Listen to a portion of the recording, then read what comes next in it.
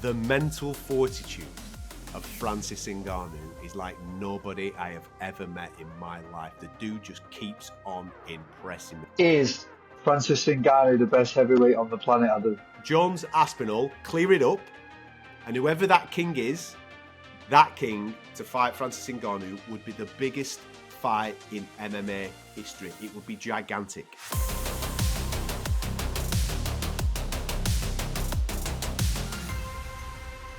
Welcome back to Uncaged on the talkSPORT MMA YouTube channel. And if this is the first time and it's not a welcome back, firstly, where have you been? Come on, like and subscribe to the channel so you never miss out on any of our MMA content. I'm Adam Cattrall. It's a pleasure to be with you, and it's a pleasure to be with this fella as well. In the aftermath of what we witnessed last night, absolute heartstrings being pulled from left, right to centre by the big man himself. Welcome back, Mr. Brendan Loughnane. How are you? That got me double giddy to get to Saudi next month, honestly. Like, when I was seeing it on telly last night, they don't mess about the Saudis, do they? They know how to put a show on, don't they, Adam? Mate, you've got pyrotechnics, you've got lasers, you've got a lot, man. You're going to have to think of a decent walkout now, Sunshine, you know what I mean? Get a little bit of chasing status, banging out, and then get some light show going on in the background. Hey, how about you? I didn't even know I was main event or see the poster until I watched the broadcast. I was like, oh, I guess I'm main event then.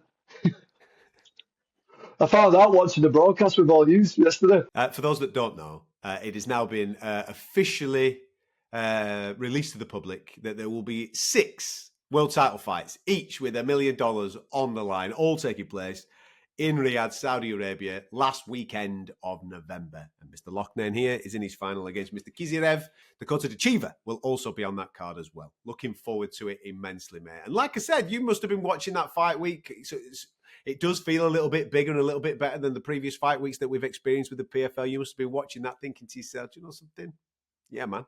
World Cup time. Let's go and get stuck in. You know what it is, Adam, yeah? I joined the company 5 years ago and I heard the vision and the dream of where they wanted to go. So to be on this journey with this company, to go from where it's come from to now, it's been an incredible roller coaster, and I'm really proud of everyone at the PFL, man. I really am. And watching it yesterday, I was like, it was a proud moment because, like I say, when I first joined, it was like almost a roll of the dice for us all, really. Like, what, you're going to give $1 million away on this show in America, like that, to Ngannou and Jake Paul and Larissa and all these belts on the line and Saudi Arabia, and it's incredible. It was great to watch, and definitely got me up for 3 sessions today. Need it, mate. Got to get that working before we get to that final, which is near enough a month away. Plenty to talk about on today's show. We're going to review everything that we saw with Battle of the Giants. Obviously, the main event, like I said, tugged on everybody's heartstrings. In the aftermath, we've got a co-main event to get stuck into, a breakout performance from an Irish fighter, which we're all dead excited about, and disappointment for Fabian Edwards. We'll get to all that, and we're going to preview UFC 308, which heads to Abu Dhabi this week and sees Ilia Topuria pitting his wits against Max Holloway. Sensational fight. But let's start with the big man. It was all about him throughout the whole course of the week. Out of MMA for the past 2.5 years. Yes, he's had a little dance in the world of boxing, nearly shook up the world. In my opinion, he beat Tyson Fury, but he didn't get it on the scorecards. And then he dances into that fight with Anthony Joshua and ends up flat on his back for the first time in his career. And in the midst of all that, the personal tragedy of losing his son. One thing that I take away in the aftermath of last night, Bren, we'll talk about the performance, of course, but the one thing I take away in the aftermath is the mental fortitude of Francis Ngannou is like nobody I have ever met in my life. The dude just keeps on impressing me. The way that he faces life and its hurdles and manages to find a way through in the most high-pressured of circumstances is absolutely remarkable, mate. I mean, this guy, like, forget combat sports, right? Just this guy in general and this story in sports, in life. How can you not, like, just not love this human being that is called Francis Ngannou? I mean, all these things in boxing that he went through, to leaving his belt in the UFC and being told, you're going to leave your belt. No one does that. Bye. Basically, good night to your career. And reinvented himself. Got told if he went to boxing, he'd never be anything. Puts Tyson Fury on his ass. Then he fights Joshua, gets put on his ass. And then goes back to what he does best, Adam, put someone on their ass. Do you know what I mean? Gets over there and does an absolutely terrifying job. It was petrifying. About 4 shots too late, in my opinion. We'll talk about that. But That ground and pound was ferocious. That's the only word I've got for it. The development as well of his MMA game, mate. The timing of the takedown. You know, early Francis Ngannou, you didn't see that. All you saw is a big unit that could put people out with these ridiculous, powerful hands. And then, obviously, he fell short first time against Stipe. He was a bit shot shy in that fight against Derek Lewis. But since then, the development, the work, him up in sticks, moving full time to Las Vegas, working with Eric Nixick, working with the guys down there. Mate, the development of the game has been sensational. We saw a glimpse of it when he fought Cyril Gane. But like I said, my all not doubts, just worries going into this fight is that he's been out for 2.5 years. He's been learning a completely different discipline, and that massive personal trauma. Where was that going to be?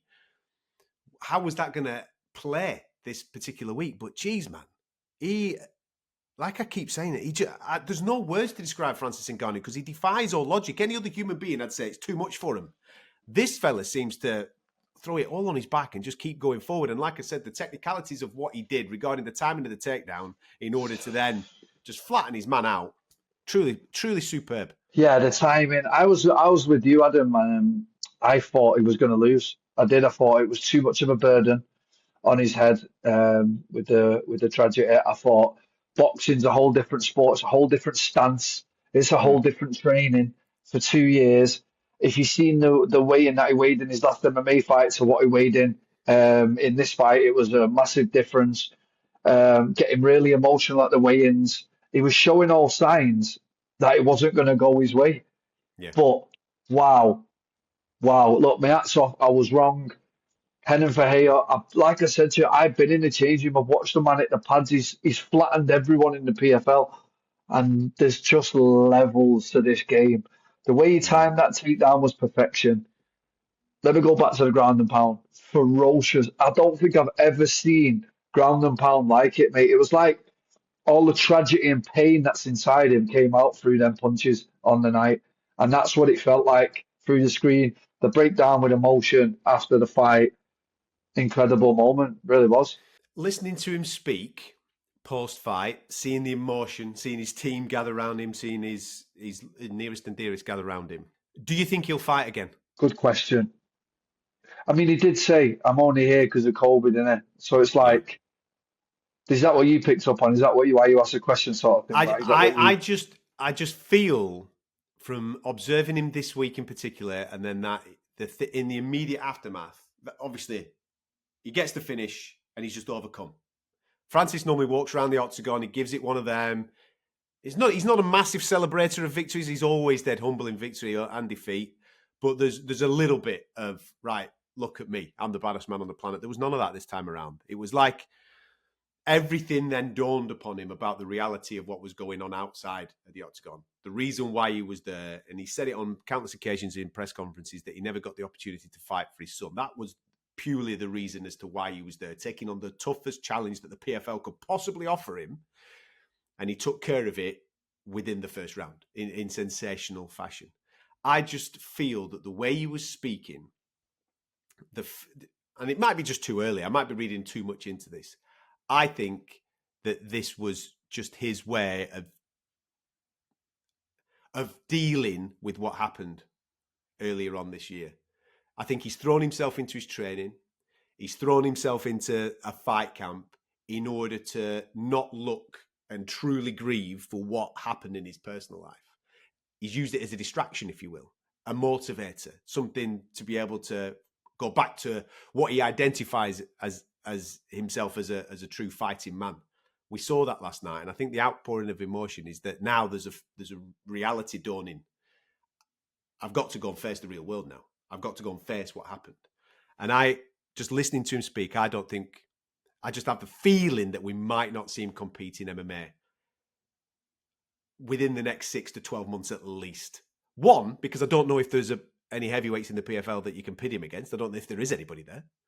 And two, I just think that this was more than a fight for him. He was here purely for his lad, and I don't know if we'll see him fight MMA again.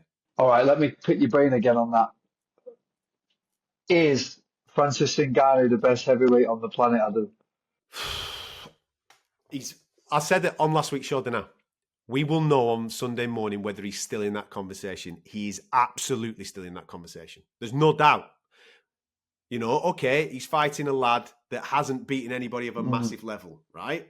But he was the best guy that the PFL could find, and they put him in front of Francis Ngannou, and he smashed him to bits. Smashed him to bits. Now, okay, there's a... Heavyweight MMA is a weird conversation, and I'll bring the UFC into this as well. When you look at heavyweight MMA, there's not a massive depth in elite, what I would class as elite talent. There's a lot of fighters that are in the 80% bracket range. And then you've got John Jones, Tom Aspinall, Francis Ngannou. We're going to find out in a few weeks whether Stipe is still in that conversation. I don't know whether he's in that conversation anymore. But then there's a lot of runners and riders underneath that level of opponent. For example, in the UFC, you've got Cyril Gane and Alexander Volkov fighting each other in December. Tom Aspinall ran through Volkov. Yeah. John Jones ran through Cyril Gane. Yeah, you're right. They're not at that elite level, in my opinion. So when you look at other franchises, where's all the elite heavyweight talent? The Francis Ngannou beat what was put in front of him yesterday, and absolutely kept himself in the conversation as the best heavyweight on the planet. Me personally answering that question, I don't think he is. I think Tom Aspinall is, but he doesn't have the resume of a Francis Ngannou or a John Jones in order to back up that argument. I'm purely going on eye test and what I genuinely believe will happen if any of those all met each other. But Francis Ngannou absolutely kept himself in that conversation with that devastating display yesterday, mate. Yeah, I mean, you are right. It's a shallow division, isn't it? It really is at the minute. Like worldwide. I'm not just referring to PFL or you. I'm worldwide. It is. You've got 4. Yeah. I mean, listen, we're going to find out, aren't we, with the John Jones and Stipe thing. But if it goes the way we think it's going to go, you know, we've got John Jones in the conversation. You've always got Tom knocking around the conversation. Now it's a shame in a way that there is 2 big organizations involved here, and we potentially will never know. We will never know if John Jones would beat Francis or Tom would beat Francis. We might never ever know. Well, let's put it this way. Going back to what I was saying 2 minutes ago, because I don't want to read too much into the emotional state of Francis, and I know that I have been reading into it because he's a remarkable human being and he always defies logic. If he decides to fight on MMA, if he wants to fight on MMA, the PFL and the UFC owe it to the sport in general. Man. In general, to every, and I know that it's a business and they might have different thoughts to me. They owe it to the sport in general that Francis Ngannou, his next fight is whoever is the undisputed heavyweight champion in the UFC. That's it. And personally, I want to clear up that conundrum first. Jones, Aspinall, clear it up. And whoever that king is, that king to fight Francis Ngannou would be the biggest fight in MMA history. It would be gigantic. Yeah, but then you look at the way Francis is talking, and then you also look at that's 2 fights away. That means John Jones has got to fight Stipe, and then he's got to fight Tom. Heavyweight fights. What did he fight? Once a year, twice a year?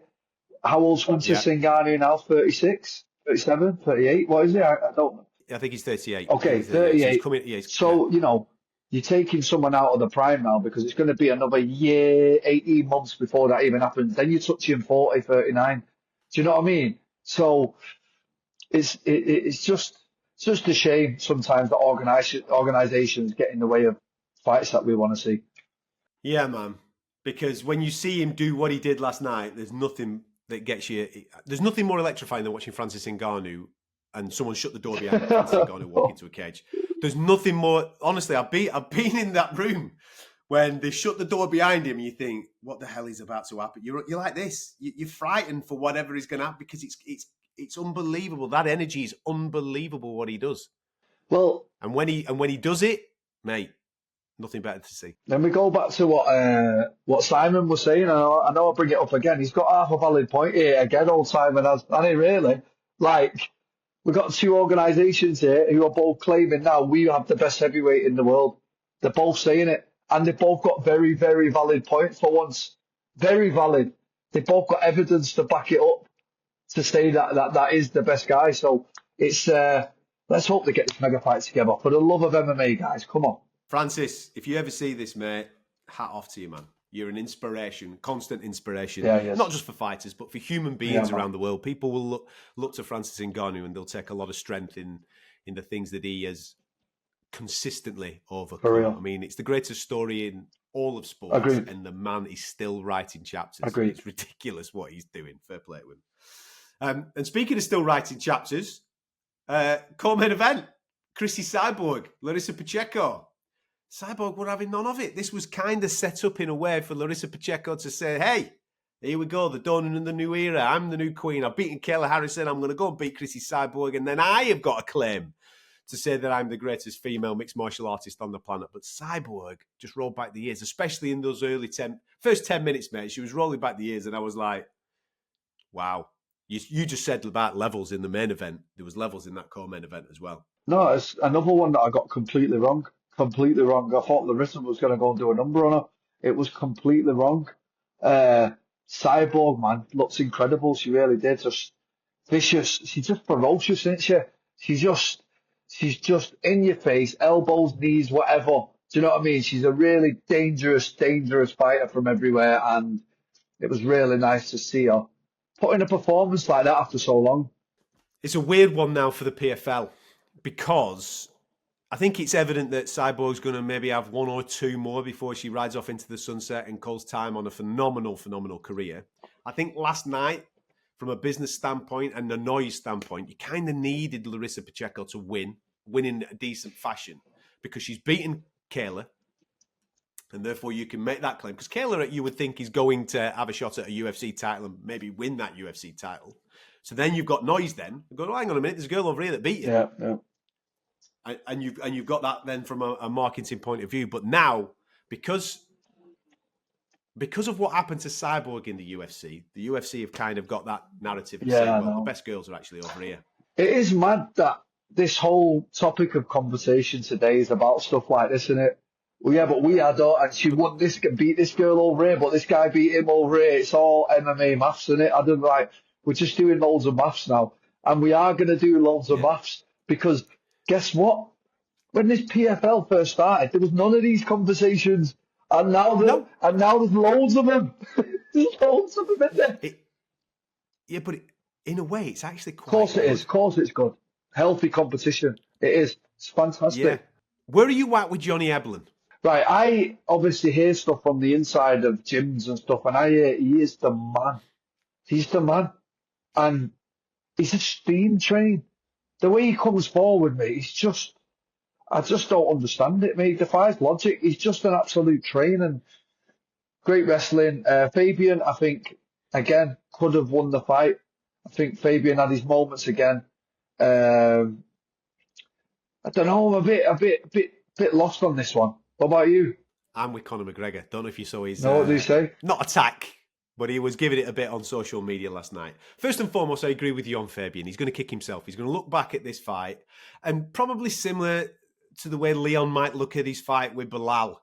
You've got to let your hands go, man. When you're that talented as a striker, you can't just keep sitting and waiting and then let the fight kind of develop in front of you. I mean, look at the fifth round compared to the first round. Poles apart. When he's pushing pace, Fabian looked really good. He's catching really, really well. He's throwing straight. It's beautiful. And he could obviously take... I know that maybe he was a little bit wary early on with the power of Eblin because Eblin knocked him out last time. But he was taking it, and he was taking it well. And I thought that, especially in the fifth and the third for me, Fabian looked really, really good. It's those wrestling exchanges, obviously, from an Eblin point of view, which are going to cause conversation, let's just say, in the MMA community. He is an extremely talented wrestler. There is no question about that. The way that he throws a strike and goes for a single leg at the same time is mind-blowing. Absolutely mind-blowing and very, very difficult to defend. My gripe is this. I don't like watching fighters that stall. I'm here to watch a fight, right? I'm a fan. I'm here to watch a fight. I understand wrestling is part of this game, but for me, wrestling is a transition between the arts. For me, I look at wrestling is that go-between between striking and jiu-jitsu, right? Or striking and ground and pound. There's got to be some end product to the wrestling. Stalling, holding somebody, delaying for large percentages of a round one, that doesn't score for me, and it shouldn't score because you're not inflicting any damage in whether you're striking or grappling. And it's anti-fighting. I want to see some progression with it. And people might come at me and say, oh, you're just anti-wrestling. No, I'm not. Look at what Renato Moicano did a couple of weeks ago against Benoit Saint-Denis, right? He wrestled, but he wrestled to a point of getting him into a position to finish a fight, and he did it viciously. You can use your wrestling in order to progress to smash someone to pieces or go for a submission. That's the art of mixed martial arts. Eblin doesn't do that, or he didn't do that against Fabian Edwards. I found it a really tough fight to watch. Eblin wins. I'm not even arguing that. He does win 3-2, right? And it's because Fabian will kick himself that he didn't go a little bit quicker. If he does go a little bit quicker, he might even have ended up winning the fight. But I just think from an Eblin point of view, that is a very tough fighter to market for the PFL. You want highlight reel moments, man. He ain't going to deliver them for you. He's just going to keep grinding it out and making it very difficult for people to beat him. Yeah, I mean, it's a bit of an issue in the sport as a whole at the minute. I mean, there's a lot of stallers. There's a lot of money on the line. So people are just stalling, getting into them positions and just holding.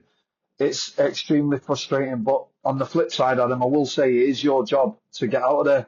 It's our job to get out of that position. Like, I can't begrudge a man for trying to feed his family for holding me against a fence. It's my job to turn him off the fence and then kick his head in it. And if I'm not able to do that, then he's overwhelming me, innit? Then he's imposing his will on me. Like, there is that. There is that. I mean, you just hope in those situations, from my point of view, I just hope in those situations that the judges that are ringside know the scoring criteria. Make sure you know the scoring criteria, because let's just say you've had 2 minutes of stand-up. Listen, you're fighting a dude that might do this in a couple of weeks' time, right? Kiziev, right? So let's say you have 2 minutes of fighting, nice bit of striking, and quite obviously you have won those striking exchanges. He don't fancy it no more because you're lighting him up. So now this is what we're going to do. I'm going to hold you against the cage, pal, for 3 minutes. You cannot tell me that holding up against the cage, maybe a couple of trips, you bounce back to your feet, couple of trips, bounce back to your feet. You are not telling me that should be scored higher than a guy that was having a fist fight and touching the other fellas more significantly in that 2 minute period. I just hope that the judges and referees are on top of it. And I genuinely believe from a refereeing point of view, because this is the entertainment game, mate. From a fan point of view, I just want the referees to be a little bit more tighter on it, to say, you either make a progression in this position or I'll split you up, man. We're here to fight. I agree. Listen, you don't have to tell me. You know my style, Adam. You know how I'm coming. Listen, you don't have to tell me about this, lad. I've suffered these type of fights my whole life. And the only one times I've ever lost is when people have done this to me. So you're not preaching to the choir, mate. Listen, I know about this style. I work every day to counter this style. But if someone does it to me in the gym, it's also on me. Like, I've got to get up and get off and turn him and do something. I get what you're saying, and I'm with what you're saying, by the way, because that's my style of fighting. But I've also got to be like, if he pushes me against the fence, I'm not having a breather. I'm moving off and trying to push him against the fence and me and elbow him and trying to win the fight. I'm not going to allow my opponent to just lie there and have a breather. I'm elbowing him, I'm working, I'm twisting, I'm getting off because I want to win. So you have to also show, as a defending fighter in them positions, that how about a couple elbows, how about a couple of shots, something. Like, show that you want to win as well. Do you know what I mean? It's a double-edged sword, that one. See, logic from a very sensible fighter. I tell you who had a blooming good night, mate. Paul Hughes. Welcome to the party, pal. Hey? Listen, this was a tight piece of matchmaking. When he got matched up with AJ Mickey, I thought, this might be heavy too one. far. But geez, mate, he was absolutely fantastic. And now he fights Usman. Well, he's called for it. I mean, what a night for him. Hang on. He's gone and beaten the former champion in Saudi Arabia, got on the microphone and called out Nurmagomedov. Mate, you can't have a better night than that, can you? That's outstanding. He's gone from Cage Warriors champion to beating the former Bellator champion to now calling out the Bellator champion. And it's like, Wow, what a 12 months you've had, Paul. Isn't it? Congratulations, mate. But Cage Warriors is a certain level. AJ's another level. And Usman Yeah, is another level again. of course. Like, come on the Paul Hughes, lad. I love it. No one ain't calling out anyone that ends in of or fair play to you. Mate, he is literally maybe 30 seconds away from knocking out So AJ close. McKee. At the end of the first round, if that's 30 seconds prior, Yeah, I think that fight gets ended, mate. agreed. That's a sensational combination. Paul, them knees, man, ferocious. He's, I think he was right what he said in the build-up. He was saying, AJ, you're sweet, lad. You've made your dough. You're good.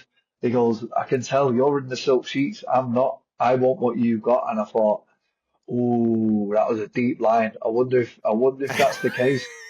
And it was a deep line, but I genuinely believe that might have been the case. Watching the fight, he wanted it more. He was more hungry. Mate, listen, it's great to watch because I spend a lot of time on this circuit and I speak to a lot of people that cover all different franchises. And there's a couple of journalists, media members that cover a lot of Cage Warriors. And they've all been high for a long period of time, especially the Irish contingent. They've been high for a long period of time, telling me about Paul Hughes.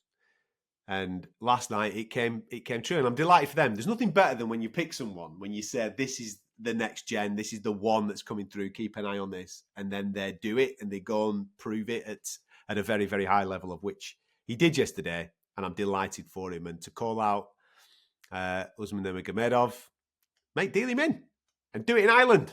Let's see what happens, man. Listen, all in all, very successful night. I actually thought, listen, Francis comes back, does Francis things. Cyborg, the legend that is, obviously wins yet another championship. And the emergence of Paul Hughes, I think, all in all, that's quite a successful night for the PFL and what they did with Battle of the Giants out in Saudi Arabia. No pressure, but over to you and your 5 other title contenders for the end of November, mate. Oh, but I've heard it's more now. We've got the PFL Middle East final as well, isn't it? For the guys that did the tournament over there as well. So there's 4 of them. So there's 4 of them titles on the line. And then there's all of ours. Yeah, it's a mad night, this one. And then guess who they put at the top of the hill? The king over here. You know what I'm saying, Adam? Mike, that was a mic drop, by the way. Mic drop. That's it. Nah, mate, like I was saying though before, congratulations to the PFL. I was so proud watching it last night, mate. I was over the moon. And guys like Paul Hughes and all that. I was the first person over here, mate, on my own in the PFL. Like, come over, everyone. Hello. Yeah. It's really good over here. And now look, fantastic. No, fantastic. Wonderful. And long may that continue. And hopefully at the end of November, well, I'm going to push that a little bit further. Mid-December, when Lewis has been to France, 3 very happy faces, let's just say, in Manchester. That would be tremendous. Anyway, with that in mind, speaking of faces from Manchester, see how I've just kind of shoehorned that in because we've got Laurent, you see. He's doing a bit this week. A face from Manchester. UFC 308 is upon us. Abu Dhabi, the destination for, in my opinion, the best fight in MMA that is currently booked. Agreed. Ilia Topuria taking on Max Blessed Holloway. £145 strap on the line. This man's a 145 pounder. I'm going to shut up. He's going to tell you just how good of a bloody fight this is because it's absolutely tremendous, isn't it? Where do I start with this fight? I sit here all day thinking about, but that could happen. But guess what? That could happen, yeah. But what if Ilya just goes out and bangs him out? Yeah, but what if Max takes it 5 and drowns him? He's not really had the title experience. This, that. Like, so many scenarios are going around my head about this fight. I don't know what's going to happen. That's the truth, Adam. I don't know. I couldn't tell you, mate. And that's what makes for a great fight. Off the back of the performance that Max Holloway put in against Justin Gaethje, just think about this, right? And I kind of alluded to this with another fighter last week, but I'm going to go all out on this. The fighter of the year right now is Alex Pereira. Yeah? 100%. Right. Just hold your horses for a second, right? So Alex Pereira, 3 world title defenses, light heavyweight, knocking people out, all good, man. Yeah. So the trophy, we're engraving the name on the trophy. It's on its way to you. Yeah. But if Max Holloway rocks up in Abu Dhabi this weekend, following what he did against Justin Gaethje and the manner of what he did against Justin Gaethje earlier on in the year to become the BMF at 155 pounds, if he goes back down in weight and regains his crown by beating an undefeated Ilia Topuria, who's just starched the pound-for-pound number 1, number 2 at the time in Alexander Volkanovski, the man enters the conversation for Fighter of the Year. You might not agree with me. You might not give him the trophy. But he's in that conversation because that is something else. That is something completely off this planet to be able to do. To go down in weight from that fight to this fight and win it, mate, that would be unbelievable. I just, again, I wish I had words for you and what I think is going to happen, but I look at Topuria's boxing, and I already told you that I think he's the main guy in the UFC right now. I think he's the guy now that they could put all the eggs behind. If he gets it done against Max Holloway, it's a no-brainer who's the main guy right now. Do you know what I mean? Because his stardom's going to go from where it is now to, next level, which it already is. When you're knocking about at the Bernabeu, mate, with your trophies and your belts, and they're letting you in the door and everyone's cheering for you, and football stadiums are clapping you as you walk in and out, that's something we've not really seen in MMA yet.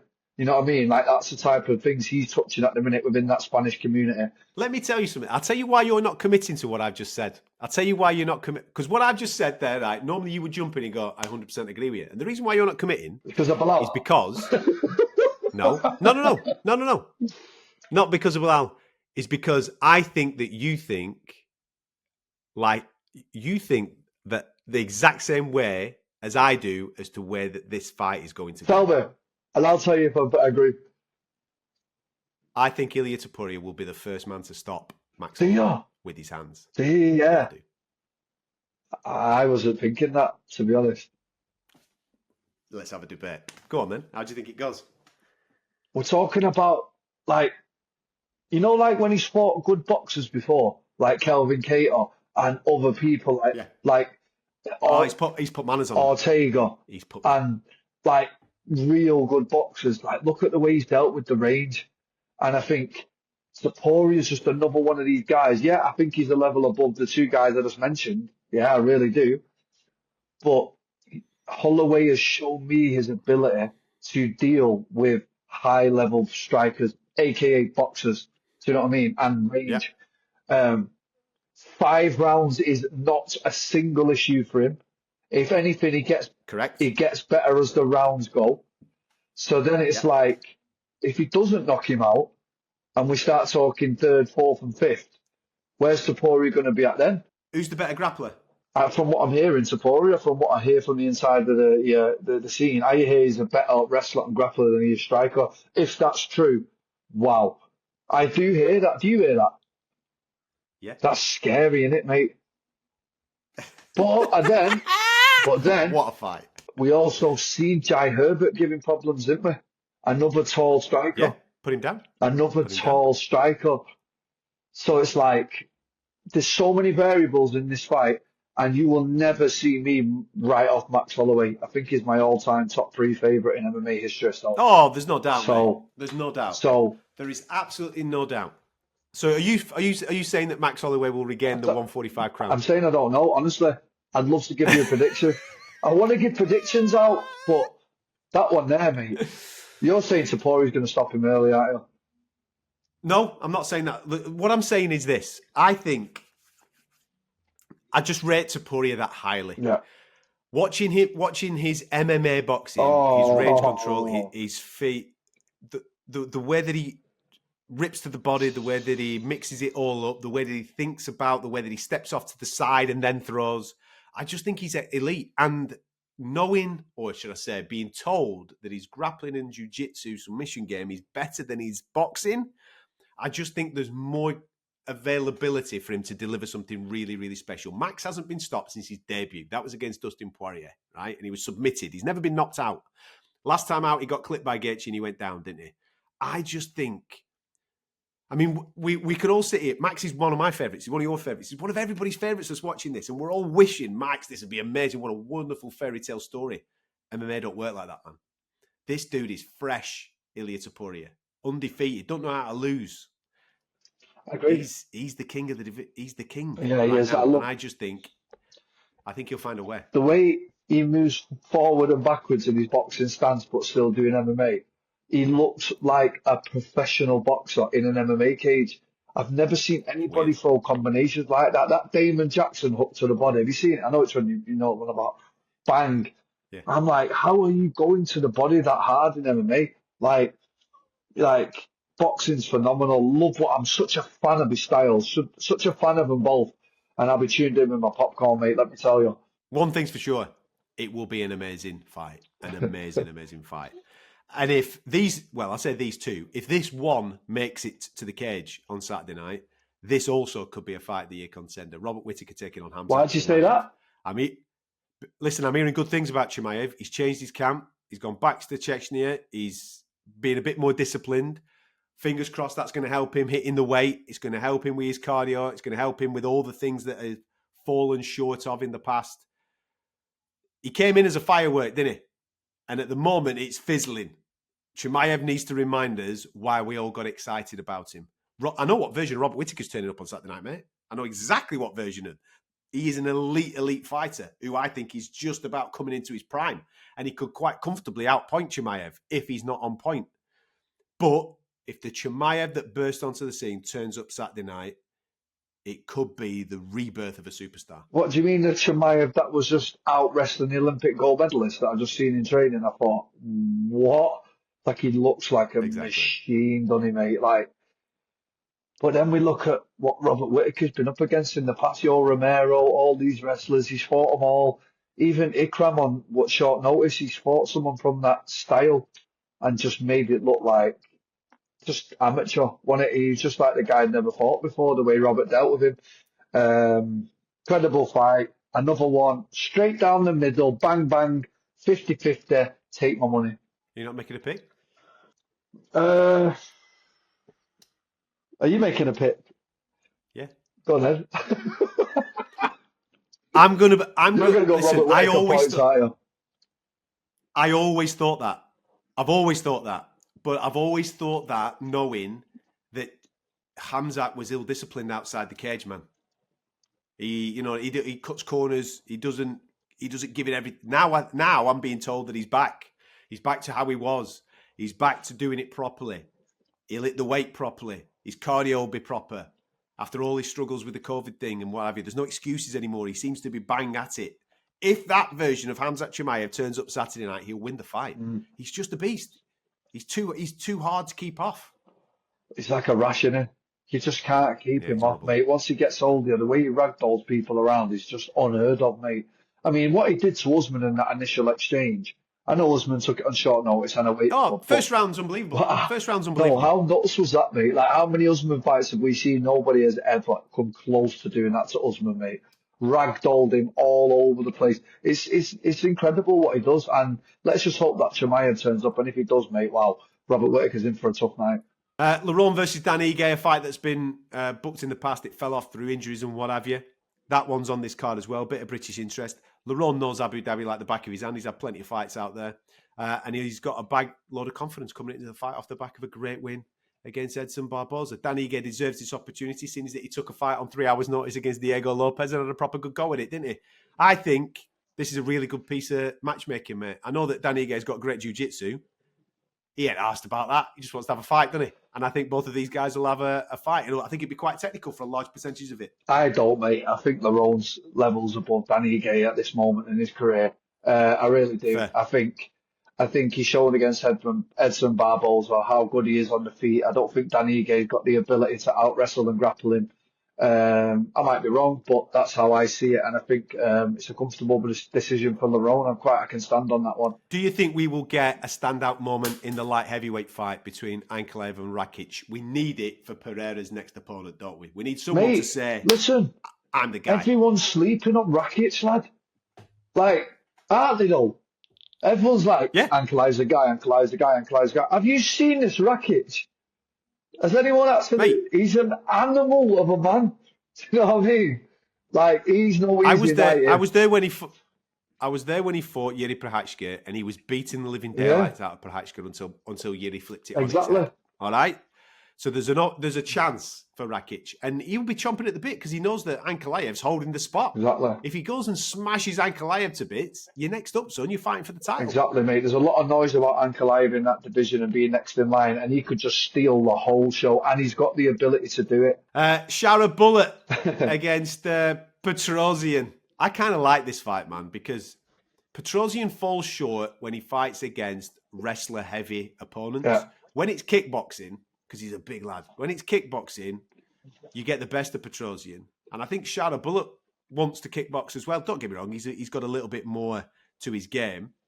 But when we've seen him, he's quite a technical striker. I think this could be a really, really good fight. Yeah, this is the sleeper. This is the sleeper on the card, in my opinion. I think this one's going to live up to all the fireworks, and I think these two men are going to go at it. Love it. Right then, go on. I'm going. This is where I'm going. I hate when you do this to me, because you know why? To tell you why, everyone at home, just so you all know, I've got loads of mates in this industry, you know. I've got mates that I have to look in the eyes. Bro, listen, I've got to go and interview him this week, right? So they'll be looking down my eyes going, you don't, mate, and you know what you lot get like? You're so touchy, aren't you? It's just a sports pick. That's all it is. It's just a sports pick. But no, they'll look me in the eyes and they'll go, you said that such and such a body's going to beat me this week. This is what you think. Listen, it's the way it is, innit? It's the game. So here you go. I'll put them on the line. Here we go. You ready? Topuria. I'm going to bottle it. Whittaker. Oh, God. Lerone, Ankalaev, Petrosian to beat Shara Bullet. Okay. I'm going to go. Let me go down from the top. Wow. Peter, I keep going back and forth on this fight, I do. Honestly. I'm going to go with Topuria as well. But honestly, like, just about, like, that could go either way, that one. That's just because of how much I adore Max as a fighter. Adore, that's the word I'm putting on Max Holloway. Adore. Co-main, I'm also going to go Chimaev. I'm going to go Chimaev. You're going Chimaev? I'm going to go Chimaev. I'm going to go Chimaev. I'm going to go, also going to go Petrosian. I'm also going to, well, I'm going to go Rakic. So we've got a couple of, I'm going to go Rakic. Why not? Why not, lads? Like, I like him. I like his style. Throws it all out there. And, you know, he's the one that's coming in here with nothing to lose. Ankalaev's got it all to lose on this one, mate. He's calling out for you every week. You're avoiding me, you're avoiding me. And then Rakic might just come and steal the whole thing. You're 100% right, man. Listen, the only thing I do know is that it's going to be an absolute blooming cracking night of fights, so make sure you check it out. Get stuck into the comment section. You've heard what we've said about that those men 5 on the main card. Give us your rundown. Put your receipts in there, right? Don't be coming to us next week saying, I thought this and I thought that. No. Put your receipts in, right? You've seen our receipts. Put your receipts in. Top man, thank you very much for tuning into our show. Make sure you like and subscribe to the channel. UNCAGED will be back next week giving you a review of UFC 308 and obviously building towards Brendan's final at the end of November in the PFL as he aims to become a 2-time featherweight champion over there. Thank you very much for tuning in. We'll catch you next time.